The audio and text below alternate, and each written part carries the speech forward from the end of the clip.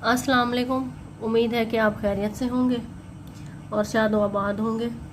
आज मैं आपको पढ़ाऊंगी फैज़ अहमद फैज़ की शाहकार नज़्म याद।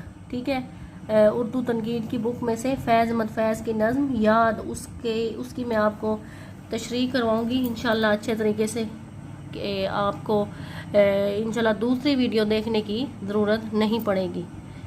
और लेक्चर शुरू करने से पहले मैं आपसे रिक्वेस्ट करूंगी कि अगर आपने हमारा चैनल अभी तक सब्सक्राइब नहीं किया तो अभी सब्सक्राइब कर लें, ताकि आपके पास लेक्चर्स जो है उर्दू पर वो आपके पास पहुंचते रहें। तो स्टार्ट करते हैं।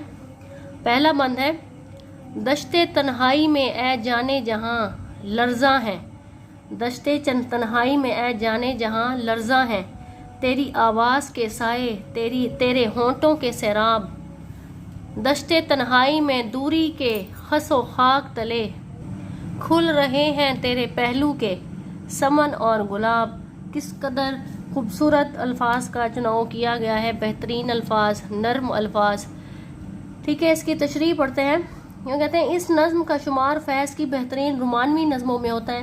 ये नज़्म है, सबसे पहले आपको याद रहे कि ये नज़्म है, ये गज़ल नहीं है। गज़ल की तरह महसूस होता है कि जिस तरह ये गज़ल है, रोमानवी नज़्म है। ये पूरी नज़्म में तमसाल कारी का फ़न अपने अरूज पर नज़र आता है। फैज़ का गन्नाई लहजा कारी को अपनी गिरफ्त में ले लेता है, जो शुरू से आखिर तक कायम रहता है। एक लय है इस नज़्म में, जो शुरू से हम पढ़ना शुरू करें तो आखिर तक इसमें खो कर रह जाते हैं।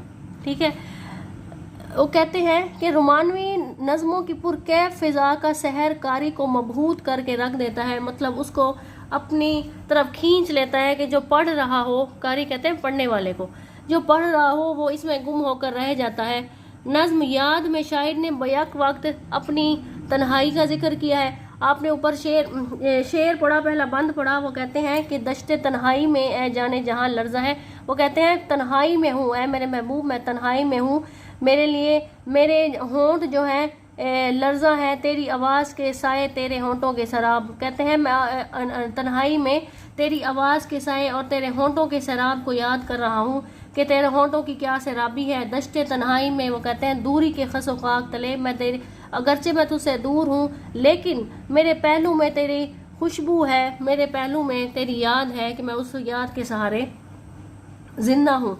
ठीक हो गया। नज़्म याद ने शायर ने बैक वक्त तन्हाई का इजहार, फैज़ इसमें तन्हाई का जो है इजहार कर रहे हैं, इंतज़ार कर रहे हैं, उनको उदासी है, हिजरो विसाल है, मतलब उसकी कैफियत है। इन सब चीज़ों को उन्होंने जमा कर दिया है और महबूब को याद कर रहे हैं, उसके होंठों को याद कर रहे हैं, उसके पहलू को याद कर रहे हैं कि मैं तेरे पहलू के साथ जो खुद को महसूस कर रहा हूँ कि जैसे मैं ये तेरे साथ हूँ। ये नज़्म उनके ज़माना असीरी की एक बेहतरीन तख्लीक है।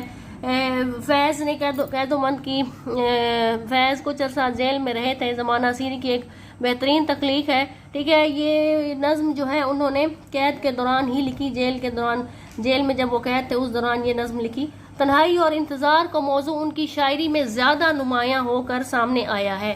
नज़्म के पहले बंद में ही उनकी तमसाल निगारी अपने अरूज पर है।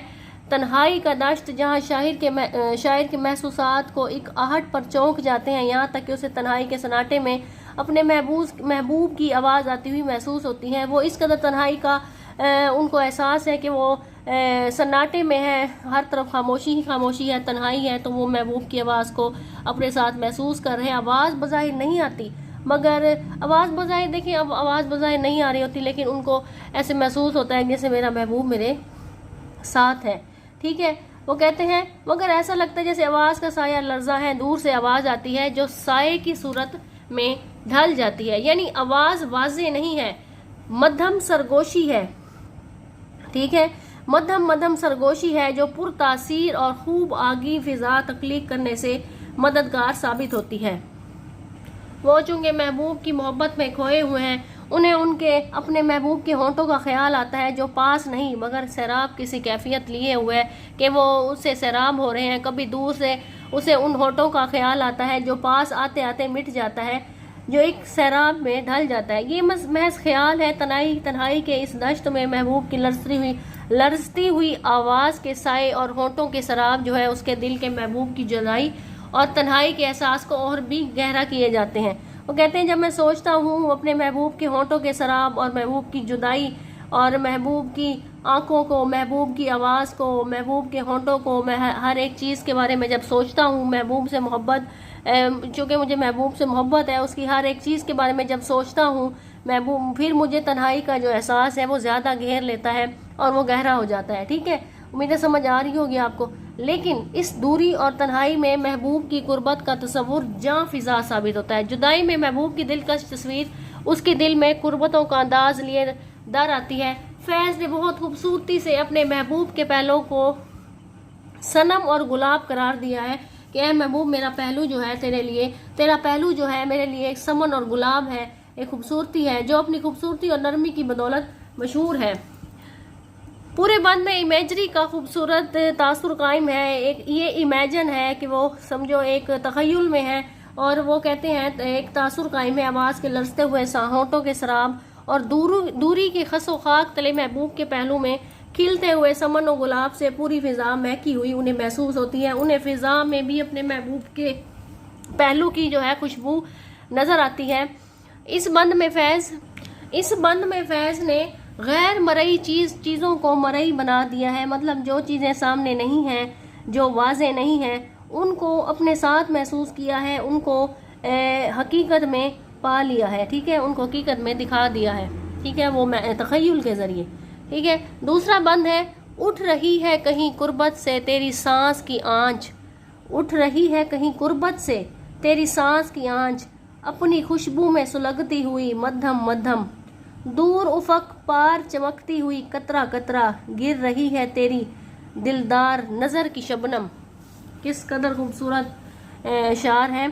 तशरीह देखते हैं। वो कहते हैं, इस बंद में शायद दश्ते तन्हाई से थोड़ा आगे बढ़कर महबूब से हम कलाम होता है और उसकी कुर्बत की एहसास उसको सुलगती हुई आंच देती सांस से होता है। महबूब की सांसों को शायर इस तरह महसूस कर रहा है कि वो इसके करीब ही कहीं आंच दे रही हो और अपनी खुशबू आप सुलगती हुई सांसों की आंच अपने बहुत करीब महसूस हो रही है। इस बंद में फैज़ जो है, शायर जो है, पहले उसको याद कर रहे थे, अब वो कहते हैं कि मुझे तेरी कुर्बत की जो है, मुझे तेरी कुर्बत महसूस हो रही है, तेरी सांसों की आंच जो है, तेरी सांसों की जो गर्मी है, मैं उसको, उसकी आंच को मैं अपने करीब महसूस कर रहा हूँ। मैं ऐसे महसूस कर रहा हूँ जैसे मैं बिल्कुल तुम्हारे अभी साथ हूँ। ठीक है, वो कहते हैं, शायर इंतहाई जज्बे के, शायर जो है इंतहाई जज्बात के आलम में तन्हाई में ऐसा मंजर देखने में कामयाब हुआ है जो उसकी तन्हाई को खूबसूरत बनाया है। जो आशिक की, मतलब महबूब की तन्हाई, महबूब की जुदाई और उस तन्हाई में शायर ने जो है एक मंजर सा बना दिया है। फैज़ ने एक महबूब की एहसास का एक मंजर बनाया है और अपनी तन्हाई को खूबसूरत बना लिया है।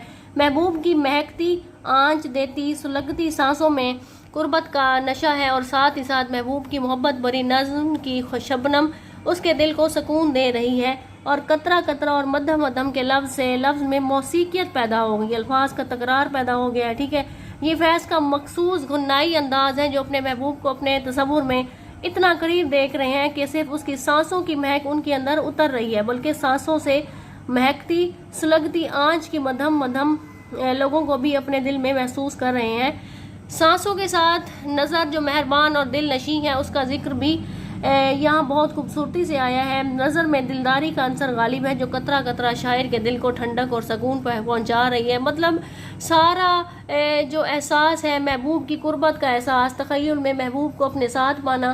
फैज़ कहते हैं कि मैं महबूब को, शायर कहता है कि मैं अपने महबूब को अपने साथ पा रहा हूँ और उसको तखय्युल में रखना भी मेरे लिए सुकून का बाइस है। महबूब उनसे दूर है मगर तखय्युल की आँख ने उसे बहुत करीब कर दिया है, इतना करीब कि उसकी सांसों की महक महसूस करने के साथ साथ वो उसकी चमकती हुई आंखों को भी देख रहा है जो कतरा कतरा शबनम बनकर उनके दिल को सुकून की तरह उतर रही है। ये नज़्म असर आफरीनी और जिद्दत तरासी के कई नए पहलू अपने अंदर समोए हुए हैं और इसकी इमेजरी बिल्कुल अछूती और मुनफरिद है। तीसरा बंद देखें। इस कदर प्यार से ए जाने जहां रखा है दिल के रुखसार पे इस वक्त तेरी याद ने हाथ, यूं गुमा होता है गरचे अभी सुबह फिराक, ढल गया हिज्र का दिन आ भी गई वसल की रात। इस आखिरी बंद में याद को मुजस्सम कर दिया है। वो शायर चूँकि याद कर रहा है और याद में ही ये तख़य्युल में महबूब से ये इजहार कर रहा है, महबूब की जुदाई को महसूस कर रहा है।